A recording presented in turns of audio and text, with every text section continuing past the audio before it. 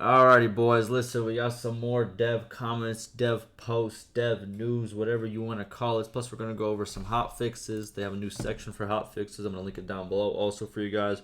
We're going to go over some things that I think is, valuable. You know what I mean? And also, show you a little bit other stuff that the devs have been saying about Bannerlord. Alright, so without further ado, let's get right into it. So this is obviously from their forums. If you don't know where their forums are, obviously, I'm going to link it down below if you want to check it out, if you want to get more in depth. I suggest you don't get too in depth though, because some people on the forums are a little bit unhinged. But regardless, let's get right to it.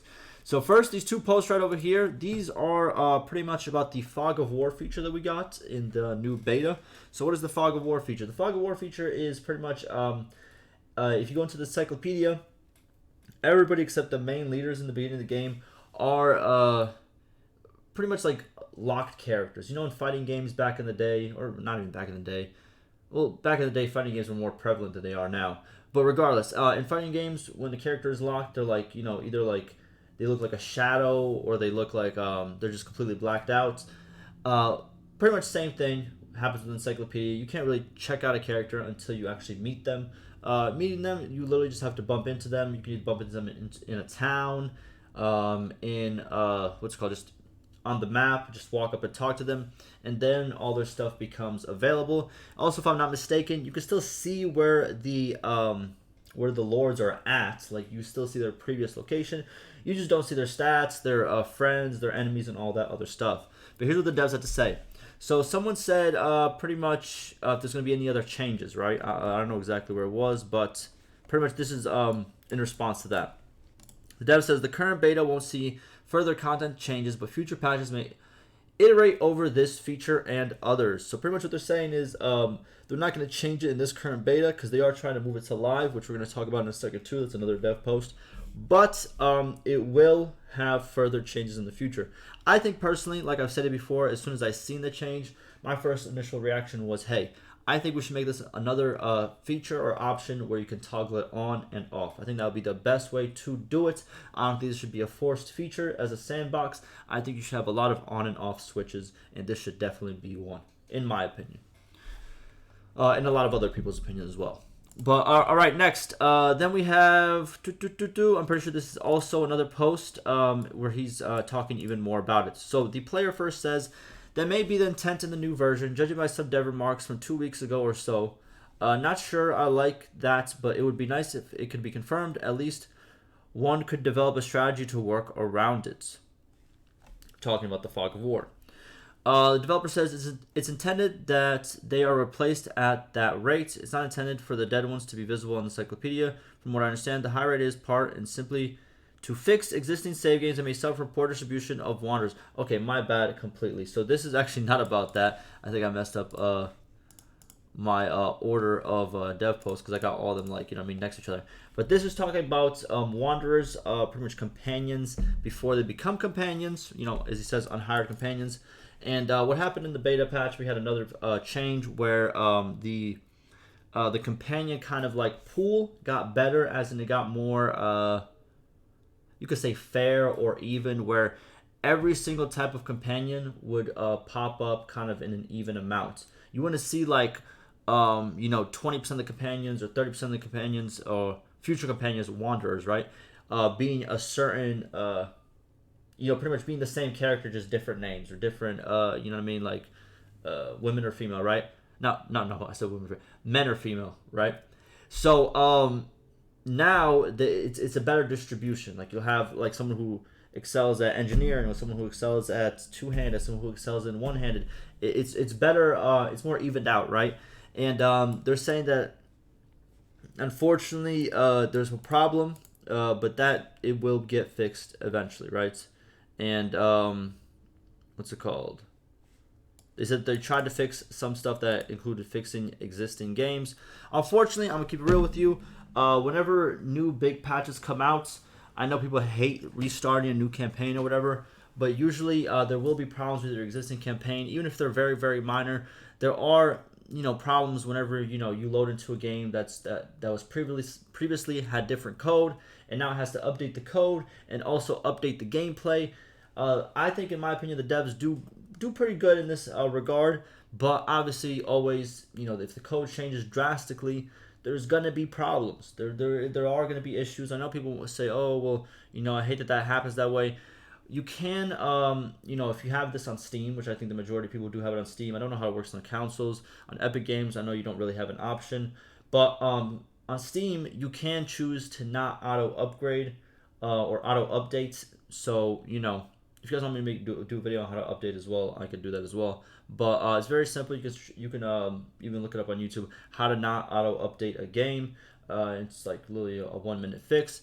This can really help you guys out if you guys don't want to move to the next updates. If you have a good save and you don't want to redo it or don't want it to either break, get corrupted, or some of the things change, right? All right, next we have So this is a person asking when is it going to be official, as in when is this beta patch going to turn into the live patch?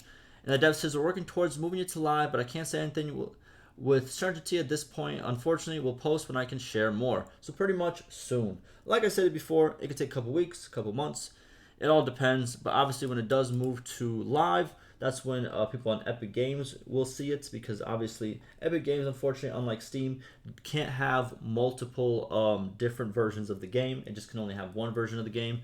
They don't have that, I guess, technology, or they don't have that change yet. So therefore, when a new beta comes out, really the only people really testing it out and trying it are people who bought the game on Steam. And then once it goes to live, is pretty much when everybody sees the new beta patch, because obviously it moves to live. And and I'm pretty sure consoles as well see it. And I know I'm not saying consoles right. I know there's gonna be a guy who comments, "Man, you're not saying it right." I don't know how to say that word. I've tried my whole life. You know what I mean? It is what it is. English is my second language. Deal with it. All right. Appreciate you. All right. Next we have pretty much this person saying, pretty much making a what do you call it? A suggestion, right? Right over here. That's the best word for it. He states, giving Archer formation ability to focus specific formation or area. Then he states, would it be possible to give player or at least moderate ability to order ranged units to attack specific formation, or at least some sort of enemy formation / unit preference? Something like focused archers, focused cavalry, or even focused enemy formations. Makes sense. He's pretty much saying, hey, is there a way for me to say, hey, archers, can you attack the enemy archers, only the enemy archers? Can you attack only the enemy infantry? I think that obviously is a good feature that should be added. The devs say, hey, just wanted to clarify, ability to target enemy formations is part of our plans as mentioned here. This is the thing that we went over before. Yes, we have went over this previously a bunch of times. But yeah, that is a feature they are obviously going to implement. It's not there yet, but in the future we should see it. It is definitely a much needed change in my opinion. Alrighty, lastly, I want to go over kind of like this little new page they have on the forums called the Silent Hotfix Patch Notes. So this is where they post all the hotfixes to keep it all kind of in one place. I think it's a little bit better than posting it in like the main, like where is it? Like this right over here, as you can see, that this is like the beta 1.1. What they usually did was they put the hotfixes, and I think they still put it in here as well, if I'm not mistaken. But they used to put the hotfixes in here, and obviously this would get scrambled. And once this beta moves to live, this this thread kind of goes away. It doesn't get put to the top anymore, so people can't really check the patches and stuff like that. But this makes it a lot easier. It's all in one place and it's locked, so there's you can't really comment on it. But again, it's just to show off exactly what it is. In terms of huge changes, I'll keep it real. A lot of this stuff is just bug changes, visual crash changes. We got some new modder stuff. Always good to see. But yeah, other than that, there's not too many. As you can see, there's visual changes, renown and influence gains. They show incorrect values, but now they will show the right values. More crash fixes, some memory leaks. Again, all this stuff is good. I think that's one strong suit that the Bannerlord devs have had. If you have played it since the beginning of like early access, pretty much one thing that's improved drastically. Even if you have problems with some of the stuff that cosmetically maybe like or feature wise might not be there yet. One thing you can always say though is the performance has gotten like tenfold, hundredfold better. You know what I mean? Obviously, it still has more way to go, but it is a sandbox, and at points you can get into very high unit counts on the map. And to be honest, I still don't know how they do it and how my system can even run it, because I've played games with not even close to the amount of units and stuff on the screen, and it did not run that well. So that's one thing I can give it up to them for is, performance has increased drastically, and as you can see, they continue to focus on performance, even though it might not be like the issues people want to see. These are mini stuff that makes your gameplay better, regardless if you notice it or not. But if you do want to check out this, if you do want to keep up with this, yeah, I used to make videos kind of like where I go over every single beta patch, but I mean, at this point, they're not too huge. Obviously, if we get a huge beta patch, beta hotfix, or if we get, in all the betas, obviously I'm gonna make videos on those, you know what I mean? But these smaller ones, if you do want to check it out for yourself, if you do want to like, save this page on Chrome or whatever you use, just so you can come back to it, that'll be the first link down below for you. But that's pretty much gonna do it for me. A little update on what's going on, and yeah, I'll see you in the next one.